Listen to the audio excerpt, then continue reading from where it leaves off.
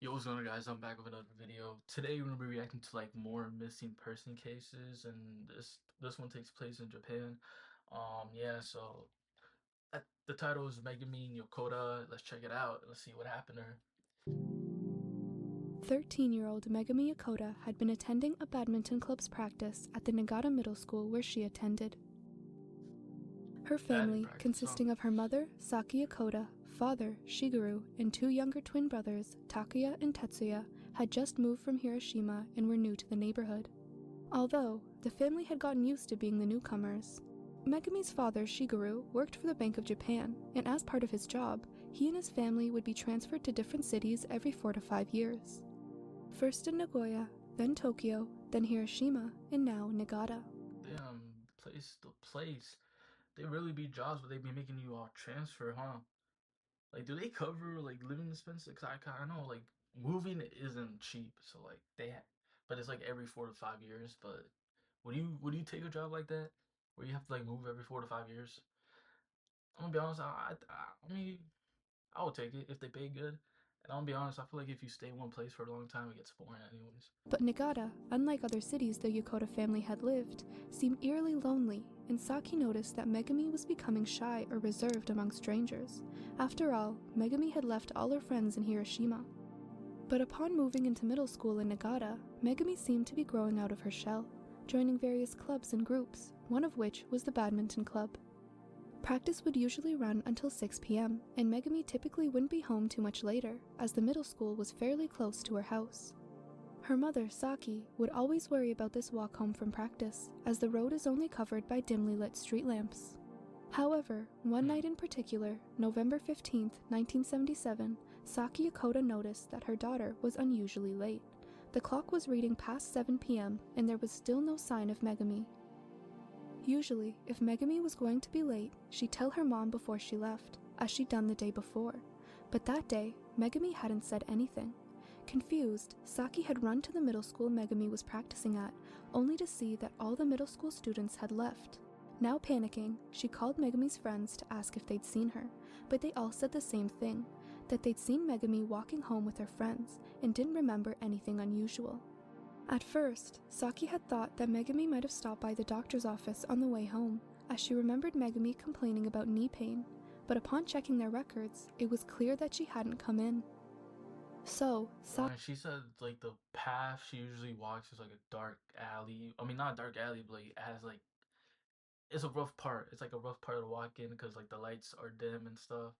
So that alone, bro. And then people be spawning weird. People be spawning those types of places. Saki, along with her So you two gotta be twin careful. sons and now a teacher that she'd called, started looking up and down the neighborhood for any sign of Megumi, checking parked cars, the shoreline, and the shrine near their house. But after an hour of searching, not one piece of clothing or personal item was found, and at this point, Saki thought it was best to call her husband and the police. Saki's husband, Shigeru, was at work playing mahjong with his colleagues to welcome a new transferred employee, but upon realizing that Megumi was missing, he, along with 3 colleagues, came straight home. Police, after having searched the entire neighborhood again, brought 2 German shepherds to see if they could sniff out Megumi's trail. They discovered that Megumi had gone home with 2 of her friends. One had turned right at the corner, and the other had turned left at the intersection, leaving Megumi alone. The dogs followed her trail up until this intersection, where it seemed as if she disappeared into thin air. Saki later said it was dark and the vacant lot was overgrown with weeds and shrubs, so even if there had been a shoe or something lying around, none of us could have seen it. So, at around midnight, police called off the search, resuming the next morning.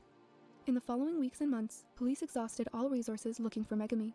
Going from house to house, asking questions, searching the nearby beach for any of Megumi's belongings, using divers to search So the underwater, but dogs still up to that point couldn't like detect anything around it, bro. That's really sure. It makes it seem like she was abducted like in a van. Like that's like the best like ID like thing you can like I can come up with because like no trails around anymore. Like you know. nothing. It was at this point when Megumi's parents started thinking of every scenario that could have taken place that day.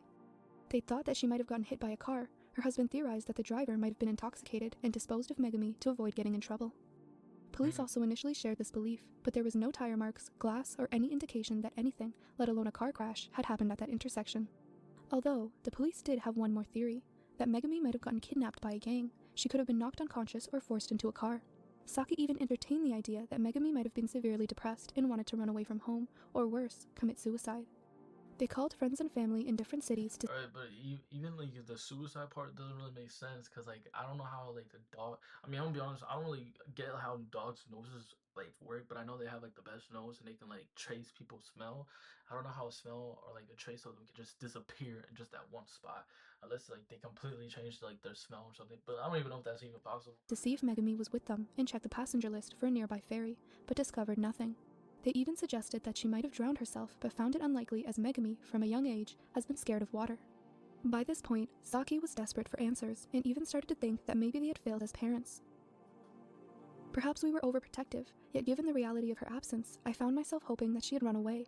At least then there was a hope that I would be able to see her again, sometime, somewhere. 家出の理由というものは一人一人全く違うわけでございますが、さてこれがですね、めぐみさんの探すポスターでございますがね、They interview her parents. はい、お気持ちをどうぞ。めぐみちゃん、あなたが本当に自分で出ていくとはどうしても思えません。暗い道で何かがあったんじゃないかと、それを繰り思って、どんな辛い思いで暮らしているのかと思うと、もう本当にどうしていいかわからない状態です。どうぞ元気でいるのなら、たった一言でいいですから、電話なり、はがきの一本なり、よこしてください。全国の皆さんどうぞ、この子をどこかで見かけた方。Years passed, and the family had centered their daily lives around looking for Megumi. Every day, after Saki would finish her housework, she'd walk in a different part of town in the hope that her and Megumi would cross paths. One parent would be home at all times in case Megumi called, and the door was left unlocked and the light on all night to show that they hadn't forgotten about her. The disappearance affected Leaving the door unlocked though was a little safety issue. I'm not gonna lie. every other aspect of life as well. The family stopped going on vacations or family get-togethers, and the Bank of Japan had Bro, the whole bro, no more family vacation or get to. Damn, bro. Like, this really affected the whole fam, bro. If she ran away, bro. delayed Shigeru's next move. But it doesn't sound like she did, After bro. 6 years, though, Shigeru and his family were asked to transfer to Tokyo, and although they left with a heavy heart, they thought it might be good to start fresh. After all, they couldn't keep living in Nagata forever. But the move to Tokyo only seemed to magnify Megumi's disappearance. Whenever my husband or I walked along the street, we couldn't help but notice if there was a girl about Megumi's age. But worst of all were the unidentified post-mortem pictures that Saki and Shigeru had to look over to potentially identify Megumi. I looked at each photo, and whenever I came across a woman with a round face like Megumi's, my heart would stop. The experience was so unbearably frightening. Little did Megumi's parents know, 8,000 kilometers away, Korean Flight 858 was taking off, which would eventually reveal the first of many clues as to the whereabouts of Megumi Yokota. So she ran away, huh? Korean Airlines. She going to Korea? Around 30 minutes before midnight on November 29, 1987, Korean Air Flight 858 had taken off from Iraq, its scheduled destination being Seoul, after 2 stops in Abu Dhabi and Bangkok.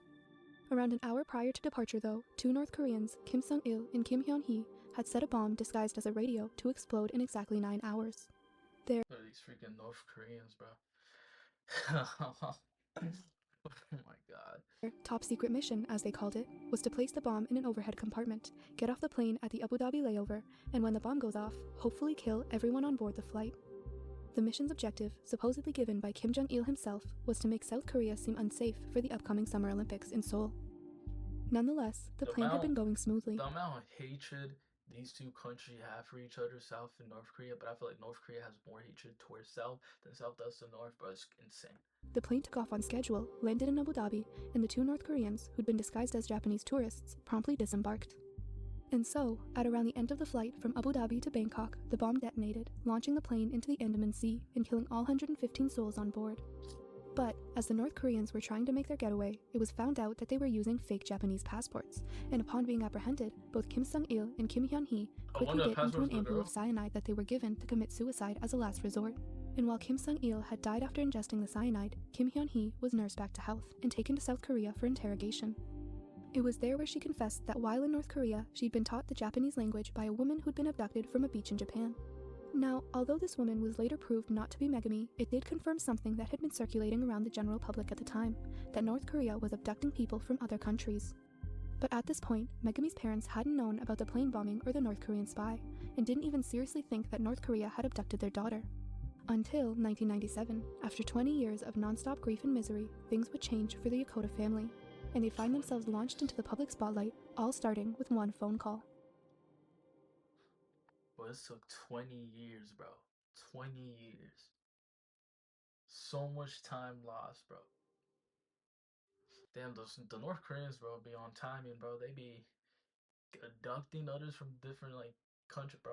North Korea, bro. It was January 21st, 1997, when a now retired Shigeru had received a phone call. Upon picking it up, he was informed that a Diet member, basically a Japanese government official, had been asking for Shigeru's phone number. Upon receiving the man's phone number, he called his secretary, who then informed Shigeru that, quote, "I have information that your daughter is alive in North Korea." The man, Tatsukichi Hiyomoto, had said that they shouldn't discuss this over the phone and invited him to meet in person. It was during that meeting when Shigeru was told that there was strong evidence suggesting that, since the 1970s, North Korea had been abducting Japanese and South Korean citizens, and Megumi, all the way back in 1977, might have been a victim. Although, after 20 years of getting their hopes up for every clue about Megumi and being let down every single time, they had a hard time believing that this was true. However, what seemed to push them over the edge was an interview with a North Korean spy, only named Mr. An. Mr. An claimed that during a commemoration to the Workers' Party in North Korea, he'd seen a 25 to 27-year-old woman who looked Japanese, and he remembered that one of his instructors had told him she'd been brought from Nagata. After being asked when and how the woman was abducted, Mr. An claimed that 3 North Korean agents had been walking in Nagata when they saw the girl, and fearing that she'd report seeing them, they abducted her. It was only when she wouldn't stop crying on the ship to North Korea when the agents realized they'd abducted a child. After arriving in North Korea, Mr. An said that Megumi wouldn't stop crying and refused to eat.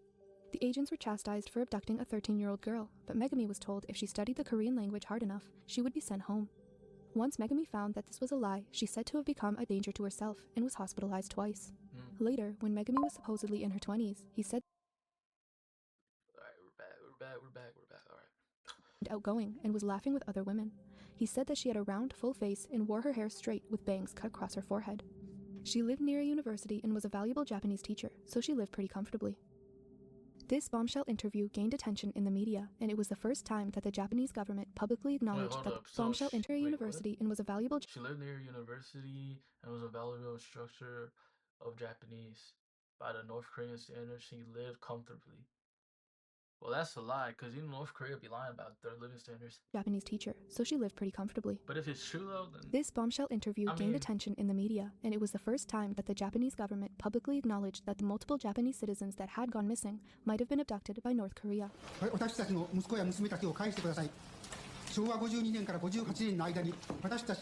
But despite this breakthrough, the Japanese government initially did little to solve the abduction issue. Japanese and North Korean relations had historically been marked by tension and hostility, and in the 1990s, North Korea had vehemently denied having abducted any foreign citizens and had even walked out of negotiating rooms at the very mention of the victims' names. But something that North Korea couldn't deny at the time was that it needed help. The country had been in famine for years and needed emergency rice from Japan, and so it allowed talks between the two countries. Alright, bro, we're back, bro. My OBS is just tripping, right, bro. Keeps disconnecting. But because Japan wasn't getting any closer to solving the abduction issue, protests had started to form outside of political party buildings.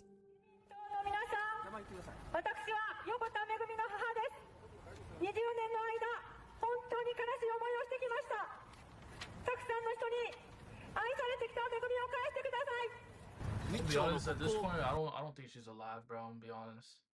But like, with a parent, bro, you're just gonna have to keep fighting. But like, I hardly doubt she's alive, bro. And I feel like the dude from North Korea was definitely lying about some things, bro. 拉致疑惑解決するためにするんだぞという。いや、そうじゃないんですよ。そうじゃないんですよ。米を出さなきゃいけないんですよ、米を。いや、違うんだって。違いますよ、何言ってんですか。基本的に言われて恥ずかしくないのか、あんた。大丈夫、大丈夫。大丈夫じゃないじゃないですか。今まで全然ダメじゃないですか。そんな決めはやめてくれよ。決めはまだ。決めなんか言ってないよ。野中が金もらっちゃってダメじゃないか、北朝鮮から。あんた方それじゃあ立候補して選ばれてこいよ。地方議員じゃない。But the abduction issue in Japan wasn't just about Megumi. To this day, 17 Japanese people are recognized as having been abducted by North Korea. Some were abducted in pairs of 2, like Hitomi Soga and her mother, or Kaoru Haseki and his girlfriend, but others were taken alone, usually near a beach or walking alone at night. Some were even abducted outside of Japan, one being kidnapped in Denmark and 2 others in Spain. What was strange, though, was that most of these abductions seemed to have been opportunistic, with North Korean commandos taking any person who was unlucky enough to stroll along some Japanese beach where the commandos were lying in wait. It seems, based on statements given by North Korean defectors, that the abductees were used to teach North Korean spies language skills and mannerisms of Japanese daily life. やっぱり生きていてくれたと、お母さんは本当に嬉しかった。温かいたくさんの方にも出会えたことが本当に嬉しかった。めぐみちゃんは北朝鮮でどんな風に暮らしていたのでしょうか。お母さんも白髪になったけど、また前のように面白いこと言って楽しく話し合いましょう。早く帰ってきてください。Nevertheless, as the years passed into the 2000s, public pressure about the abductions grew, and with it, a new prime minister was elected into office, Junichiro Koizumi. Seen as a very fierce leader, Koizumi took a more assertive and blunt approach to the abduction issue, and by 2002, he was invited into North Korea to meet with Kim Jong-il and discuss issues between the two countries. Unbeknownst to the rest of the world, this talk would later lead to an unexpected sequence of events, eventually revealing the supposed fate of the Japanese citizens who'd been abducted. I feel like they case unclosed. I feel like they died, bro. I'm gonna be honest with you. I feel like after they finished with using them for like whatever, like learning Japanese, whatever, I think they just killed them, bro. Cause I don't even think they got paid for that. I mean, obviously they didn't. It's not exactly known what was said behind closed doors between these two leaders, but miraculously, these fateful talks in September 2002 resulted in Kim Jong-il formally acknowledging and apologizing for the abduction of Japanese citizens, including Megumi Yokota. The catch, though, was that he admitted to abducting only 13 people, 2 less than the official count at the time. He also claimed that of the 13 people abducted, only 5 were alive, and the other 8, including Megumi, had died in captivity. Yep, I already could have guessed it, damn. Most causes of death were given as traffic accidents or gas poisoning, but Megumi's was given as suicide. It was later explained that she had committed suicide in 1993 after suffering from mental illness. It was also later claimed by someone close to Megumi that she'd been in bed with a headache, quote, for a long time before she died. One day, she was taken to the hospital and she didn't come back. A doctor who claimed to be the one who treated Megumi in hospital said that she was depressed and barely talked. この何もないいつ死んだかどうかっていうことさえわからないようなそんなことを信じることはできません。めぐみは犠牲になりまた使命を果たしたのではないかと私は信じています。いずれ人は皆死んでいきます。本当に濃厚な足跡を残していったのではないかと私はそう思うことで、これからも頑張ってまいりますので、どうか本当に皆様と。North Korea provided death certificates of the abductees who died, but said that they only had the remains of Megumi and one other abductee, Kaoru Matsuki. The others, they claimed, were buried in burial grounds that had been washed away by torrential rainfall. In the following weeks, North Korea agreed to hand over all death certificates and remains that they had, and in a surprising decision, they even let the 5 abductees who were still alive return home, but only on the condition that they would fly back to North Korea after 2 weeks. So, What? Then they're not setting them free at that point. Like they're still cat thieves in North Korea, and if the government actually, the Japanese governor actually allowed them to go back to North Korea, bro, then I like the new one, bro. around 20 years after they were abducted, the 5 victims returned to Japan, but family members and the press quickly realized that something was off. After spending most of their life in North Korea, the abductees had returned with Kim Jong-il pins pinned to their coats and had requested that they wouldn't be asked about their life in North Korea or their past. Sources say that they even said they prefer their life in North Korea and wouldn't want to stay in Japan. The Japanese government and the media accepted this awkward charade. The media made a pact not to pursue the abductees and ask them uncomfortable questions. Even the police declined to interview them about the kidnappings to avoid pressuring them to talk about it. But as the days went on, and families saw just how much their sons and daughters had been brainwashed by the regime, it was decided by the Japanese government to keep the abductees in Japan so they'd be able to, quote, make a free judgment, suggesting that they're still under the influence of North Korea. Also revealed in 2002 was the existence of Megumi's daughter. Apparently, in the late 1980s, Megumi had married an abducted South Korean and had a daughter named Kim Hee-kyung, who Megumi's parents wouldn't meet until 2014. 이렇게 나오니까 그렇게 생각하면서 네가 여기서 할아버지 할머니가 보고 있는 것 같지 이렇게 생각하면서 이 아저씨 얼굴 보면서 전 할아버지 할머니에게 또 다른 부탁은 없지만 모두 건강해서 이 선녀를 봐주시길 바랍니다. 그저 이 선녀가 올리는 인사로 받아주십시오. But with this abundance of information came obvious skepticism. First, it was clear that the death certificates provided had been hastily created before they were handed over. All the certificates were issued by the same hospital and had the same certification stamps, and various documents had certain sentences or words missing, almost as if they'd been redacted. It was also noticed that the hospital records had seemed to be written over, and what seems to be a hospital patient register, admission and discharge, is crossed out and replaced with deceased. Next was the problem of Megumi Yokota herself. North Korea and Megumi's husband had initially claimed that she had died in 1993 after suffering from mental illness. So was it really mental illness? And actually, it's crazy to me how brainwashed the Japanese the people from Japan who got abducted from North Korea when they came back to their home country, it's crazy how brainwashed they were, bro. And you know for a fact that the North Koreans were threatening them, bro. Threatening them, bro. If they did anything off-putting, that they'll come and kidnap them again and then just do it, bro. It's like, cause to be honest, bro, if it's that easy to get kidnapped, bro, for North Koreans, bro, they'll do it again, bro. They'll find you. But multiple Japanese abductees who'd come home had said that they remember seeing her in 1994. Later, Megumi's husband had agreed it was 1994 and claimed he only said 1993 because of a, quote, illusional mistake. And lastly, there was the problem of Megumi's remains. By 2004, North Korea had handed over what they claimed to be Megumi's cremated remains, but upon taking 5 samples and finding DNA from 2 different sources in the remains, neither of them matched the DNA from Megumi's umbilical cord, which her parents had kept, as is common in Japan. Nothing that would be taken from the remains suggested that they were Megumi's, leading the Japanese government to believe the remains were either fake or of another person. However, an article later published claimed that the testing was performed by a relatively junior faculty member at a Japanese university, and that he had no previous experience in the testing of Why is he performing the testings, bro? Like, what? Cremated remains. This article suggested that, whether they knew it or not, Japan might have done the testing incorrectly and gotten a wrong conclusion as a result. In the words of the article, dealing with North Korea is no fun, but it doesn't justify breaking the rules of separation between science and politics. All these issues, again, served as a wedge between North Korea and Japan, furthering the tension and the hatred between the two countries.